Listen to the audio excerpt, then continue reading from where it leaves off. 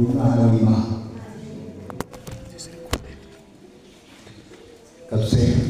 Mana turagushimira ko waduhaye umwana wawe, kandi umwana wawe akaba ari Yesu Kristo wakomotse mu rubyaro rwa Dawidi, wavukiye i Betelehemu agakurira i Nazareti, ariyo mpamvu yiswe uw'i Nazareti. Turagushima ko waduhaye Yesu, turagushima ko waduhaye imigisha yose y'umwuka muri we, turagushima ko waduhaye agakiza muri we, umudendezo muri we, kubohoka muri we, waduhaye ubuzima muri we. Warakoze kuduha Yesu, kandi warakoze kuduha ijambo ryawe. Turi imbere yawe twaje uko turi, uduhindure uko dushaka muri Yesu Kristo. Amen. Amen. Mu gitabo cy'ibyakozwe n'intumwa harimo inkuru aho Petero na Yohana bari bagiye gusenga. Bageze ku rusengero ahitwaga ku irembo ryitwa Ryiza, bahasanga umuntu wari uremaye, wari ufite ubumuga. Uyu muntu wari uhari akaba yari yarahaje kugira ngo abantu baje mu rusengero ajya basaba bamuhe. Petero na Yohana bamubonye, arabareba, arabatumbira, arabitegereza, abahanga amaso rwose, amaso ye ntiyabavaho, arabareba nabo baramureba. Noneho Petero ataba amagambo aramubwira ati, rero wa mugabo wowe, twebwe amafaranga, ifeza ndetse n'izahabu ntabyo dufite, ariko icyo dufite, nyuma yo kudutumbira no kutwitegereza nk'abafite icyo baraguha, dufite icyo turaguha. Reka ikintu tugiye kuguha kiri kandi kidasanzwe. Haleluya. Baramubwira ati, noneho haguruka mu izina rya Yesu. Wa muntu arahaguruka, wari uremaye arahaguruka, arabasanganira, ndetse ngo binjirana mu rusengero yitera hejuru ahimbaza Imana. Abamubonye baratangara cyane. Haleluya. Wa muntu wakize, inkuru iramenyekana, imaze kumenyekana, abantu bahimbaza Imana kuri. Iyi nkuru igahura n'indi nkuru nanone y'umunsi umwe Yesu ari kugenda ari kumwe n'abigishwa be, barangije bahura n'umuntu utarabonaga. Iyo nkuru nayo murayizi. Baravuga ati, mwigisha, mbese uyu mutipe niwe wakoze ibyaha cyangwa ni ababyeyi be? Kubera ko byari bimenyereye umuco w'Abisirayeli, mu Bayuda ko iyo babona umwana uvukanye ubumuga, ufite ubumuga runaka, bagahita babijyasosya ku babyeyi, wenda ngo ababyeyi be bafite ibyaha runaka bakoze. Ndabyibutse ndi kumwe n'umushumba igihe umuriro wagendaga. Hano nta bantu mwatokesheje rwose, Imana ishimwe cyane. Hari ahantu umuriro ugenda tugasatana, bakumva ko ari Satani uwujyanye, cyangwa yajya gusoma muri mikrofoni ikavaho ati, turamura afite ibyaha. Reka reka, nawe biba bihuriye n'umuriro wabaye mukeya. N'abamubonye kubera afite mwene iyo myumvire, baramubwira ati, impamvu uyu musore atabona, ababyeyi be bakoze ibyaha, none niyo mpamvu Imana yabahannye ibahereza umwana utabona. Ariko Yesu amugezeho, ashyira hasi, atoba akondo, agasiga ku maso, aravuga ati, genda wiyuhagire. Aragenda ariyuhagira, agaruka yabonye, abona. Haleluya. Abakuru b'idini bari bamuzi n'abafarisayo, bari bazi ko uyu mwana yavutse atabona, akaba umusore atabona, kandi bazi na Yesu, babona ko umwana yakize. Ariko mu kugoreka ya nkuru ndetse abantu mu kumenya cya kintu, babaza wa mujene ati, se byagenze bite? Aravuga ati, njyewe ntabwo nabonaga, kandi mwebwe mwabonaga. Ahubwo ni gute mutamenya uriya muntu wanyijije, kandi mwe mwari mumaze imyaka irenga 40, 30, 20 na mubona? None ngewe wari umaze iminsi ntabona, wa muntu witwa Yesu burya nawe wanyijije. Bagashaka kutumva iyo nkuru rero. Ati, oya, ati, wowe ahubwo niba wakijwe n'uwo muntu, ahubwo nawe uri umunyabyaha nk'uko umuntu ari umunyabyaha. Barangije bajya kubaza ngo ababyeyi be, kugira ngo bagaragaze ko Yesu bamushyire hasi. Bageze ku babyeyi bati, se namwe mwemera ko umwana wanyu yavutse atabona? Ababyeyi be ko batinyaga kuva mu idini, ngo baravuga ngo nawe nimumwibarize ni umuntu mukuru. amen. Twebwe dufite ubwoba. Hano hari umuntu wahuye nawe, uretse no guhura nawe yumvise ibintu kiye kimukoraho niba batabona. Hari n'igihe gite ngo n'amavuta bari kumusiga, ariko dore igitangaza kiri muri Yesu. Aramubwira ngo ngaho genda ujye kwiyuhagira Isilowamu. Ntabwo yabonaga, bamusize n'ibyondo ku maso bivanze n'amacandwe, ariko afata inzira ajya ahantu kwiyuhagirayo. Ninde muntu wamweretse? Kandi ko atabona, kandi yavuze hari ihura n'umuntu udasanzwe, nawe ugahinduka umuntu udasanzwe. Imbere yo kubona bisanzwe yabanje kugenda kandi ari impumyi, ajya no kwiyuhagira ngo agaruka noneho yahumutse abona. Haleluya. Ati reka mbabwire ibintu byambayeho. Umugabo runaka w'i Galilaya amakuru nayamenye, niwe waje agenza gutya none ndabona. Ahubwo ndatangaza n'ukuntu mwebwe muvuga ko mwabonaga mutari mubuze. Haleluya. Uwanditse Abaheburayo yavuze ngo tugoswe n'igicucu cy'abahamya bangana batyo. Murabumva maze kuvuga nka babiri. Hari igicucu cy'abahamya bangana batyo, niyo muri baremera byose n'icyaha gishobora kubisingiraho vuba. Nimurangiza mwe tayari musiganwe, kandi ntabwo dusiganwa n'abantu batazi iyo bajya, ahubwo dusiganirwe aho dutegekwa. Kandi n'iryo rushanwa muri uko gusiganwa ntabyo kurangara, ahubwo dutumire Yesu ariwe banze ryo kwizerwa.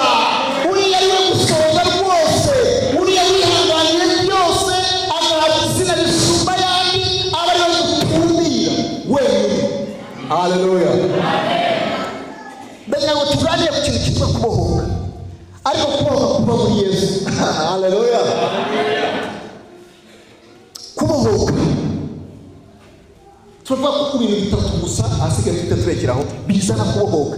Turi kureba ku itorero rikuze, ku itorero riri mu bihe byiza, ku itorero riri mu mavuta, ku itorero riteye imbere. Ariko iri torero mwibuke ko ari abantu batandukanye bagenda bahura. Ni ibihe byiza. Buriya iyo mfite ibihe byiza, nkahura na mushumba afite ibihe byiza, nkahura n'umuririmbyi afite ibihe byiza, nkahura n'umukuru w'itorero afite ibihe byiza, iyo duhuye habaho ibihe byiza. Buriya ufashe urupira rumwe ruri kwaka, rugahura n'urundi ruri kwaka, ukasegeranya, zikora igishyito cy'umuriro. Haleluya. Mu Bwongereza kera ngo yigeze atera ibibazo. Mu Bwongereza murahazi kuko muri Abangirikani, sibyo? Iyo nkuru ushobora no kwivuga nawe ukavuga ati uretse gato mu Bwongereza tuhazi kukurusha, sibyo? Ariko natwe turahazi kubera yuko burya natwe ahantu duteranira dukomoka ku Bangirikani. Urumva ni kwa sogokuru. Kwa sogokuru wacu mu Bwongereza kera yigeze atera ikibazo cy'imbeba. Imbeba ziba nyinshi pe mu gihugu cya 700. Imbeba ziba nyinshi, karitsiye yose watambuka imbeba iratambutse. Wajya mu nzu imbeba murazizi, imbeba ziba nyinshi, ibintu birakomera. Abantu bibaza ukuntu bizagenda, birananirana. Bazana abantu bazi ubuhanga, barwana nazo, birananirana. Abantu bose baratsindwa, bati nta kindi kintu tugiye kubaho, twemeye ko ubuzima bwacu nyine ari imbeba zadutsinze. Muzi ikintu cyabaye? Umunsi umwe niba ari umuntu wibagiwe kuzimya imbabura ye cyangwa izi, bose bajya kwiryamira. Nijoro babyutse basanga Londres yose umuriro wateye. Abantu barwanya umuriro n'abayobozi bati mwese musohoke mu mujyi, uyu muriro ntabwo dushobora kuwurwanya. Kubera izi mbeba zari zarateye, hari harateye ikintu cyitwa ubushita, zazanaga nyine na za mikrobe. Donc buriya biriya bisimba bizana indwara mu bantu. Barafite n'ibindi bibazo bindi, bagira ikibazo cy'ayo matungo adateganijwe, bagira n'ubushita kubera n'umwanda wari mwinshi. Haje ikintu cyitwa umuriro, utwika ya myanda yose, utwika na bya bikoko byose. Ariko abantu bari bahunze, barangije wamuriro utwika umujyi wose urakongoka. Umwami w'Ubwongereza afata abenjeniyeri, abantu bize ibintu by'ubwubatsi, barongera bashushanya Londres mujye mubona uyu munsi, barongera bakora ikindi gishushanyo gishyashya, noneho bubaka undi mujyi mushyashya utandukanye n'umwe wa mbere. Ariko hari habanitse iki? Ni iki cyatumye uyu mujyi wa kera ugenda? Umuriro. Uwo muriro bajya bavuga ngo ni umuriro wo mu 1770 ingahe muri Londres. Mbere y'uwo muriro cyari igihugu kirimo umwanda, kirimo indwara, kirimo ubushita, imbeba zibamereye nabi, kuzirwanya byarabananiye, bose barumiwe. Ariko umunsi umuriro waje ugatwika bya bintu byose, hongeye hubaka umujyi mushyashya. Aha, ni ibyo bintu turaza kuvuga. Buriya naho ngaho turi kujya, naho turasoreza. Haleluya, amen. Mu kubohoka kwacu ntabwo twamenya kubohoka gusa ngo tukuvugeho ariko tutarebye ukuntu twabuze. Kubohoka kwaje gute? Mu butumwa bwiza nyabwo mwize hano twabonye ko umuntu ari umunyabyaha kandi akaba umunyabyaha ku bwa kamere y'icyaha.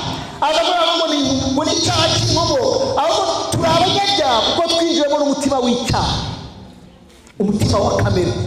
Uyu mutima wa kamere Bibiliya itwereka ko udakunda Imana, ntukunda amategeko y'Imana. Uyu mutima wa kamere utwaza umunyabyaha igitugu kugeza n'ubwo bagutereka mu ijuru. Wowe nta Satani ubayo, nta na byeri zibayo. Wakora icyaha ubyemera nkanjye, uba guteruye bakakujyana mu ijuru gutyo umeze nona, ni ukuri wakora y'icyaha ahubwo bakumirwa kubera wa mutima wa kamere. Ntabwo igiti kibacwa umwembe nuko cyeze umwembe, ahubwo mu gihe igiti cyeze umwembe kiba kigaragaje ko muri kamere yacyo ari umwembe. Yego, ntabwo avoka yakera amacunga kubera ko muri kamere yayo ni avoka. Kugira ngo utabihakana, niyo mpamvu haza zavoka. Turi abanyabyaha ku bwa kamere y'icyaha, turi abanyabyaha ku bw'umutima w'icyaha, niyo mpamvu dukora ibyaha. Pawulo yaravuze ngo njyewe mbona amategeko y'Imana ari meza, ananyifuriza ibyiza, ngo ariko muri njyewe, ndavuga muri kamere yawe, mbona ndi itegeko ry'icyaha. Niyo mpamvu ibyo nshaka gukora atari byo nkora, ahubwo ibi binanga akaba ari byo nkora. Aje bati mbonye ishyano we, ujye wangiza uyu mubiri. Aravuga ngo Imana ishimwe ko izajya inkiriza muri Yesu Kristo. Haleluya. Twinjiwemo no kutumvira Imana biturutse ku babyeyi bacu ba mbere, kugeza n'ubwo masera yaryamana na padiri kandi bakabyara umunyabyaha.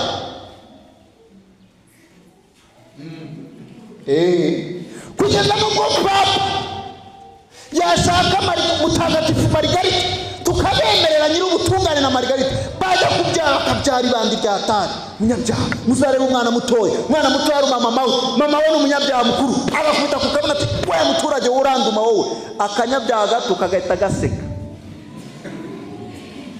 Turi abanyabyaha kugeza n'ubwo wa mwana muto twita marayika, ntabwo turi abanyabyaha ku bwa kamere y'icyaha. Ariko nanone hari kamere yadufasheho n'umugozi wa mbere, hakaza n'ibyaha byinjiye mu buzima bwacu. Icyaha ni ukwanga kuyoborwa n'ubushake bw'Imana. Niba ubushake bw'Imana udashaka gutegekwa na rukoro, ukagenda ugategekwa nayo.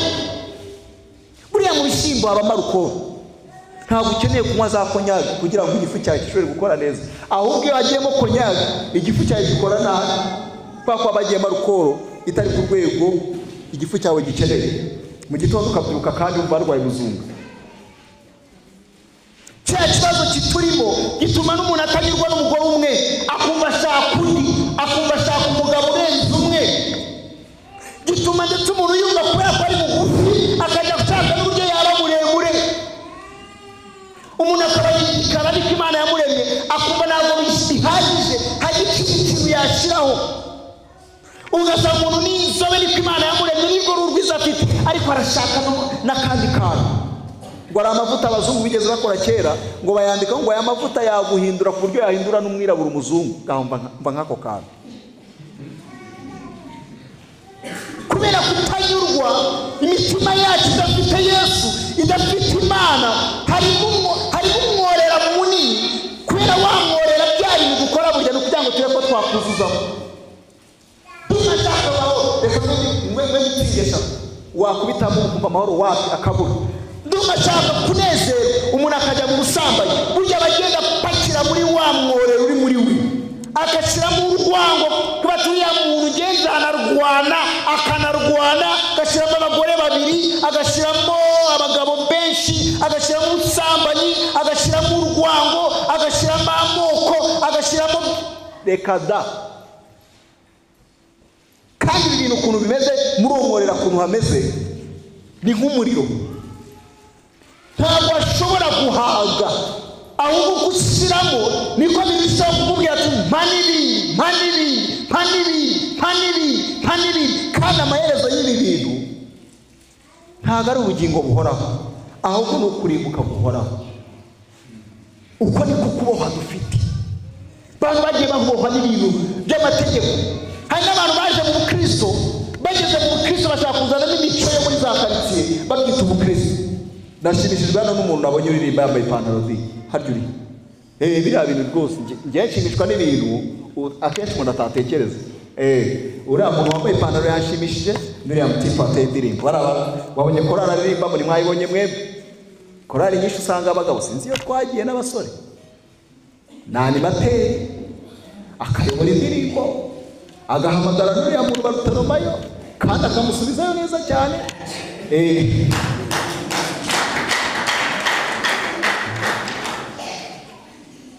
Ugasanga umuntu aje mu Kristo, yagera no mu Kristo agashaka ko bya bintu byitwa umuco, iby'umuco wita byiza, akagira ngo ni nabyo Bibiliya yita byiza. Oya, buri iki gitabo ntabwo gikundwa kubera ko iki gitabo ntabwo cyo kijya gishyiramo imiyaga.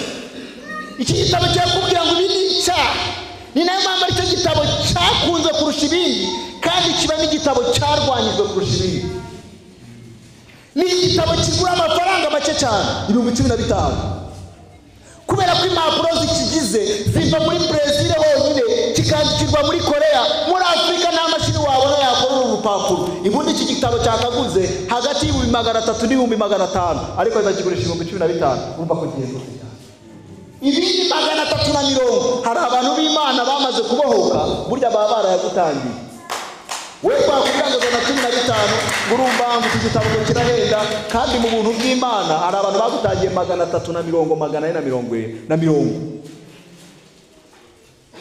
Ugasanga umuntu azanye ibyo mu muco kubera ko utambaye igitambaro, kandi kubera ko wazanye ipantaro, kandi kubera yuko wambaye ikabutura, ntabwo uraza muri repetition. None ukibaza ese iyo umuntu Imana yivuga iki gitabo cyo kikubwira iki Imana ibivugaho? Amen, amen, haleluya, amen. Umuntu akabohwa n'umuco, akabohwa n'idini. Twebwe ntabwo dushaka itorero ryacu mu yandi Yesu duturanye tuzabera nk'atari twe dukijijwe. Ibyo ntabwo uri kureba. Dufite discipline yacu, n'abari bafite discipline yabo. Uyu munsi naje ahangaha, ubu se ndazana ibintu byira hirya iwacu Kibogora hano, ngomba kwita nkurikira ibya hano. Buriya nk'ikanzu twebwe yambaye iwacu, waba uri pasitori iyo ngiyo wambaye, iyi y'abana baririmbyi bambaye, waba uri pasitori iyo nkoreshereze nk'iri. Ubwo ndaza ati kabaye nta kabaye hano, ni uniforme. Ugasanga umuco warakuboshe, ugasanga idini yarakuboshe, yewe ugasanga n'uburokore bwarakuboshe, ariko ntiwaboshwe n'ijambo ry'Imana.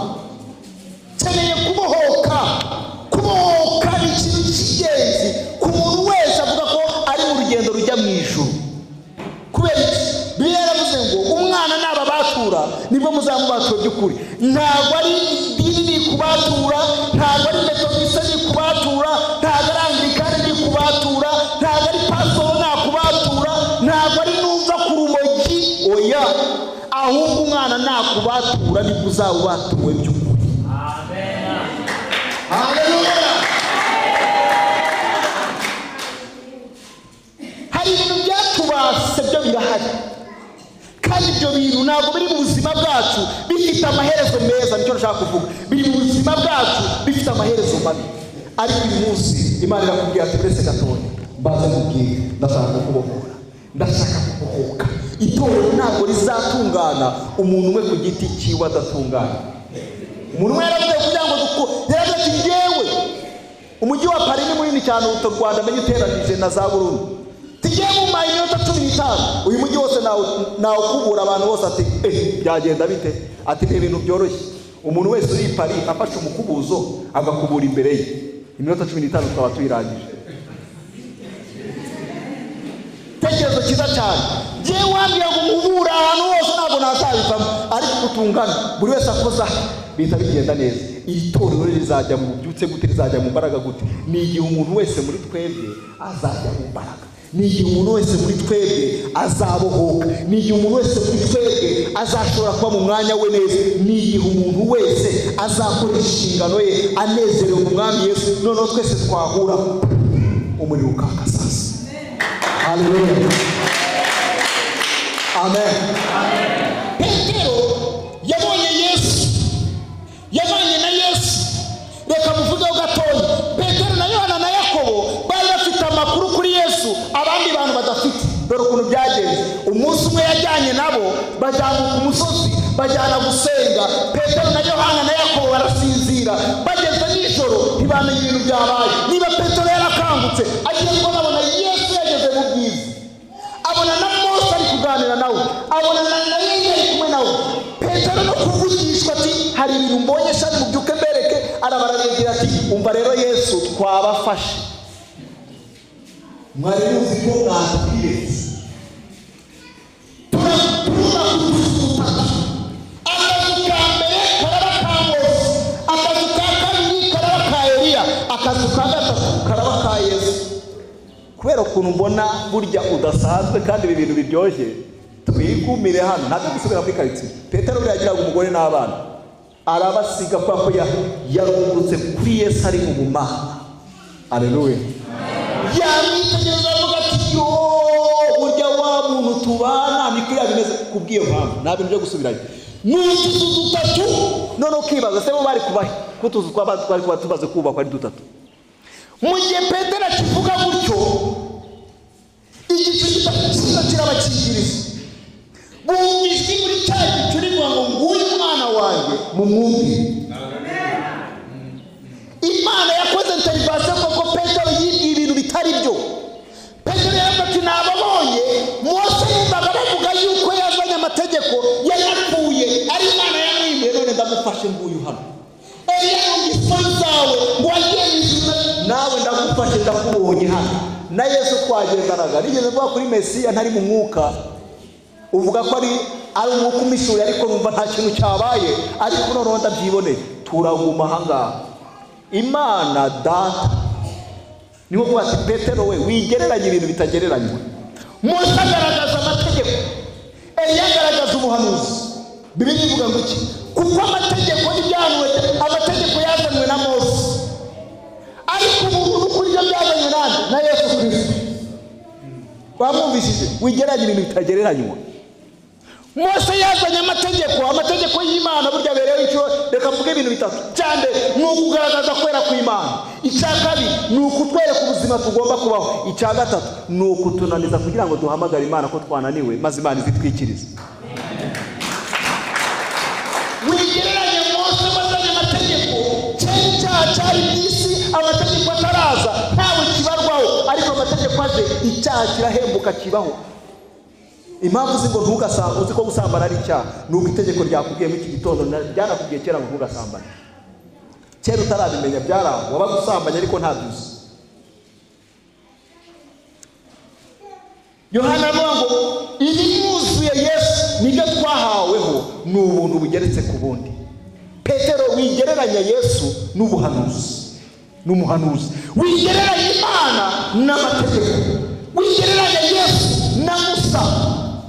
Ntugakoreho, ntukanyweho, ntukagire gute. Ibyo ngibyo ntabwo ari ubukristo. Imana yagiye gute ati muri burya niyo mpamvu ugomba kujya no. Yesu ibyo yavuze ni bikuru kurusha ibyo bambwiye mu mazi.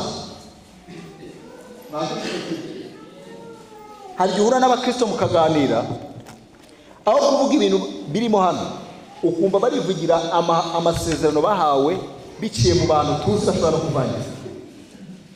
Ati 2023 ibintu Imana yambwiye, 2004 Imana yambwiye n'itariki isaha babazizi.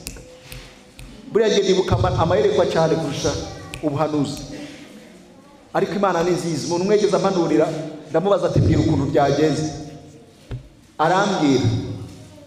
Haleluya, amen.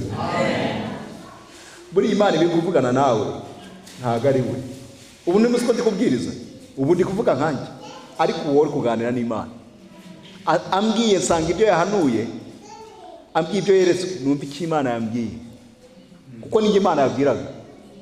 Arambwira ati njye nabonye amashusho ameze gutya, niyo mpamvu naguhanuriye gutya. Aha, wambwira filime yabonye, njyewe nyirayo ndamenya icyo Imana imbwiye. Nawe yakoze umurimo we, Imana kandi yamuhaye umugisha. Haleluya. Amen. Wifata umuhanuzi rero ngo ufate n'amategeko ngo ushake kubirutisha Kristo. Haleluya. Amen. Tumbira Yesu. Petero wari uzi Yesu gutyo, bamaze kugaburira abantu 5,000, Yesu arambwira ati mugende ndaje gato yigendera gusenga. Yesu agiye gusenga atindana n'Imana, bagirana ibihe byiza. Tekereza abantu bagiye nimugoroba, bigeze nka saa 11, saa 10 za mu gitondo, saa 9 Yesu ajya kubasanganira.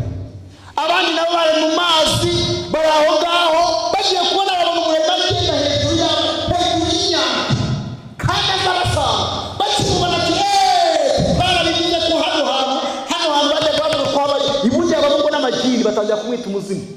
Yesu abegera aravuga ati ni njyewe, mwitinya. Petero ntiyari pana, wenda abandi baricecetse ati niba ari wowe tegeka, kuko ndakuzi. Tegeka nzahuri kandi nta by'urwego rukenewe, ndaca kuri aya mazi ngusanga. Gati wino Petero avamo mu bwato, ashira ikirenge ku mazi kirafata, areba Yesu imbere ye, aramusanga yumvise kubera kutuza akura amaso kuri Yesu, ayerekeza mu muyaga. Uko atera intambwe amanuka, yumva umuyaga ni mwinshi, ayikereza ati ntabwo ntabara. Yesu araza amukuramo amubwira gutya, wowe ufite kwizera guke we, urashidikanya. Aragize aramufata, bajya mu bwato. Bakigera mu bwato, umva inkuru za Yesu ukuntu zirangira. Bakimubona bose bahita bapfukama, baravuga ati ubu umwana w'Imana. Ntabwo babonye Petero utangaje, bavuga ati mwana buryo uzi kukaze wanyu wagiye hejuru y'amazi na oya, ahubwo babonye Yesu baravuga ati wowe ntabwo ibya Petero oya ntabwo twabonye, ahubwo wowe uri umwana w'Imana. Petero hanze Yesu amaso byamuhaye imbaraga akeneye zishobora gutuma agenda hejuru y'amazi ntazi. Petero kuri amaso kuri Yesu byamuhaye imbaraga akeneye, ahubwo byamuhaye imbaraga akeneye kugira ngo abashe kuzika mu mazi. Gutumbira Yesu nicyo kintu cya mbere kibanza ku muntu ushaka kubaho ubuzima bubohotse. Tumbira Yesu. Twaririye ngo nutumbira Yesu cyane uzaba nkawe, kandi bose bazamenya kubana nawe, baragize bari ku bugome maze bitaba Yesu. Abantu babonye ubushizi bw'amanga bwa Petero na Yohana mu gice cya 4 byakozwe n'intumwa, ngo barangije bibuka ko ari abantu batigishijwe biberaga ku mazi baroba amafi n'injanga n'ibiki byose, ngo ariko bibuka ko babanye nande. Gutumbira Yesu no kumuhanga amaso biguhesha imbaraga ukeneye zituma ubaho ubuzima butagira ibyaha. Gutumbira Yesu no kumuhanga amaso no kumwigiraho no kutamuvaho, kumugumyishaho amaso biguhesha imbaraga ukeneye kugira ngo ushobore gusana. Gutumbira Yesu, tumbira Yesu, hanga amaso kuri Yesu. Sigaje tubiri tugasoza. Igihe bandikaga urwandiko rw'Abaheburayo, cyari igihe imikino yitwa Olympique yari itangiye, yabagaho, yari isanzwe ibaho, ariko na mbere muri iki gihe mu isi y'Abaroma n'ibiki byose cyari ikintu kizwi. Iyo bajyaga rero kwirukanka, na Petero mutwe yavuze na Paulo yarabivuze ngo iyo umuntu agiye mu marushanwa hahembwa bikurikijwe n'uko yagize gute yarushanijwe. Bajyaga rero mu marushanwa, abantu cya mbere abantu bakaza kureba. Mu bantu bazaga kureba hari igihe hazagamo n'abandi bantu bigeze batwara ayo marushanwa muri bo, barangiza bakaza bakaba baje aho ngo baje kureba, hakaza abatoza, hakaza n'abakinnyi. Kandi murabizi ushaka kwirukanka neza mujya mubona n'abantu biruka baba bambaye udukweto tworoshye, sibyo bambaye udukabutura tworoshye kandi tubarekuye bambaye ibidusenge nta muntu wabona yambaye isarubeti kumwe umuntu w'umwerekezi w'umunyamashanyarazi aho yambaye nikasa kugengeye kuza bavuga ati wowe uratsindwa bataradatangira bagomba kuba bambaye utuntu tworoshye nta kintu na kimwe kimuremerera. Haleluya, amen. Uwanditse urwandiko aravuga ati rero twebwe dore abahamya mu gice cya 11 yaramaze kubavuga aravuze ngo dore intwari zo kwizera. Aburahamu yizeye Imana bigenda gutya, Mose yizeye Imana bigenda gutya, Samsoni yizeye Imana bigenda gutya, Enoki yizeye Imana bigenda gutya, Mariya yizeye hari n'abandi benshi ntavuze. Abo bantu bose rero wowe ku giti cyawe bafate nk'aho bose bari muri stade Kamaramaka ni wowe urimo ari wishyushya witegura kwiruka. Aba bantu barimo hano bakubwira ngo natwe iyo nzira twayiciyemo abazere barakumva n'ababitekereza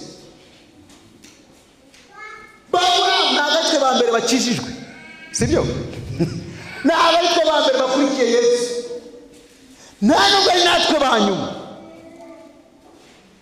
Aba bantu bose bakureba n'abahamya bakubwira ngo birashoboka, bakubwira ngo ishushe cyane nibyo wireba ku ruhande witureba twebwe aho guhanga amaso uriya hanga amaso Yesu natwe niko twabigenje muhange amaso. Ariko wambaye ibintu byinshi iyambura ibyo bintu ni byinshi iyamburiye kuremo se n'ipantaro yego niko bigenda wibuka ko natwe ariko twabigenje niyo pantaro yikuremo ndasigara n'ikise ako gakabutura niko keza gatuma umuntu aba yirekuye none cyo byanese aranakonje wapi kuramo usigara na gasengeri ni ushobora gucaho cyane none se nambare kavuga reka mbara udukweto tworoheje iyambura ibintu byose wumva bikuremereye wumva umeze neza uhambutse cyane tayari uri tayari ubu none uri tayari gukora irushanwa sasa. Ariko rero hanga amaso iki cya kabiri ni ukwihana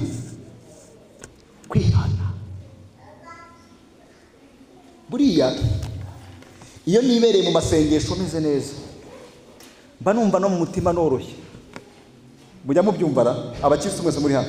Ariko iyo maze iminsi ibintu byananiranye wumva uremereye n'ibintu by'amafuti birakubabaza winjira mu rugo wasanga urukweto ruri atari komada urukweto tunavuye mu gitondo ruhari gufata urukweto ukarusubiza hariya ugakomeza bisaba iminota ingahe. Ariko kubera ko waremerejwe no kuri kure y'Imana nibidakomeye bikomeye umujene wagiye muri bya bindi muri social media uswari ujya kuri internet ukareba filime kuri YouTube ukagera ukayirambirwa ukareba umupira na ukawurambirwa no ukayumva n'umutwe uri kukurya. Ariko mvuga ukuntu batari bubi atongera usubire kuri YouTube ujye kurana na Miss Rwanda nabyo kumva birabizi ati wapi ugera kwa n'ibya Bekare nabyo kumva birabizi. Ibi bintu bya social media biradufata gute bikakuremera iyambure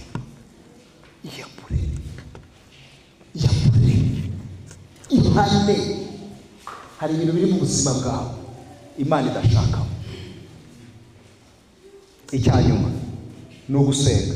Haleluya, amen.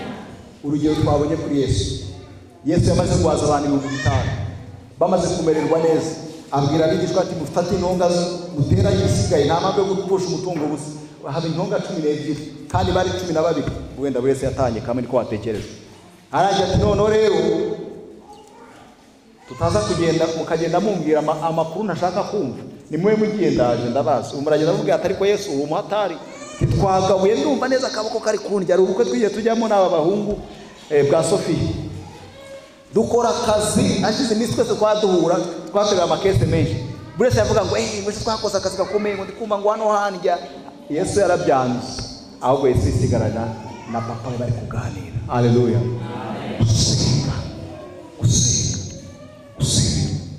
warakijijwe ariko ibyaha n'intege y'ufite n'ibintu byakubase ntago biragenda gutya birasaba ko nawe hari ikintu bikoraho.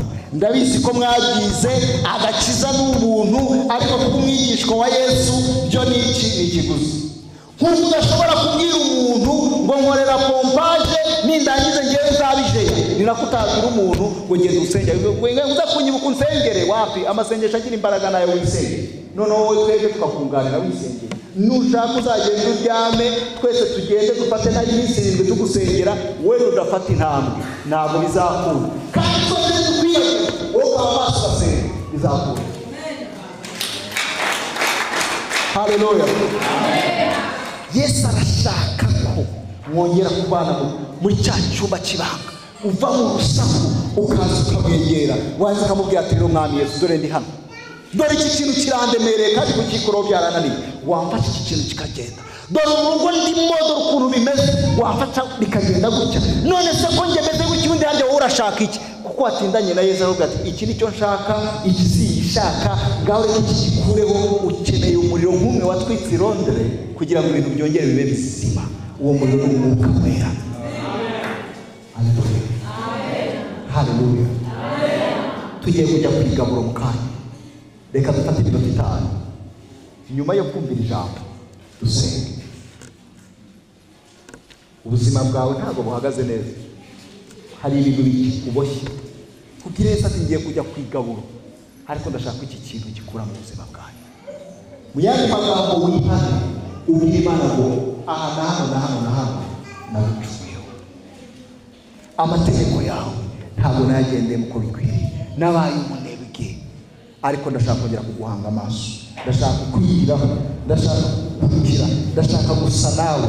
Kandi mwami Yesu, ndashaka ko ibintu biva mu buzima bwanjye, ndashaka koroha maze nkakora irushanwa ryanjye, nkabasha kwiruka, nkabasha kurwana intambara nziza, ntaboshwe na kino, ntaboshwe na kino, ntaboshwe na kino, ntaboshwe na kino, ntaboshwe na kiriya. Reka dusenge, reka dusenge. Mwami Yesu, turagushimira ijambo ryawe uduhaye, turagushimira ko wemeye kutubera icyitegererezo, kandi turagushimira ko muri urugendo wemeye kutubera umuyobozi. Imitima iri imbere yawe Mwana, twagendeye mu bitagira umumaro, twaboshwe na bimwe tuboshwa n'ibindi, twaraboshwe mu mitima tuboha mu mitekerereze, twaraboshwe mu mibiri tuboha mu mahitamo, ariko turakwinjiza ngo tweze Mwami Yesu.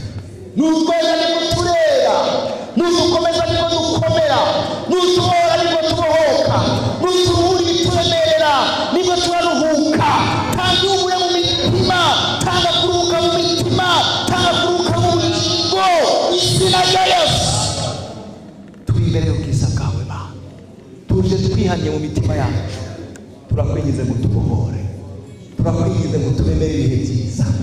Ohereza umuriro wawe mu mitima yacu Mwami Yesu, ohereza umuriro wawe mu masengesho yacu Mwami Yesu, ohereza umuriro wawe Mwami Mana mu mibanire yacu n'abandi, mu mibanire yacu nawe Mwami Yesu. Kuzuza umuriro wawe, utwike bya bintu byose bitanezeza Yesu uri muri twebwe, maze nitwegera ameza yawe, tuyegere dushima, tuyegere tunezerewe, tuyegere tukubona, tugushimira ko wakoze umurimo munini wo kudukiza. Turakwihaye Mwami Yesu, dukureho ibituremerera byose n'ibyaha bishobora kutwisingiraho kuba, ibyo byose ubikure muri twebwe. Imigozi yose yatuboshye uyitubohore Mwami, maze tube mu murimo wawe, tubohotse mu mitima, tubohotse mu bugingo, tubohotse mu mubiri. Turabawe Mwami Yesu, izina ryawe rihabwe icyubahiro kubwa Kristo Yesu Umwami wacu.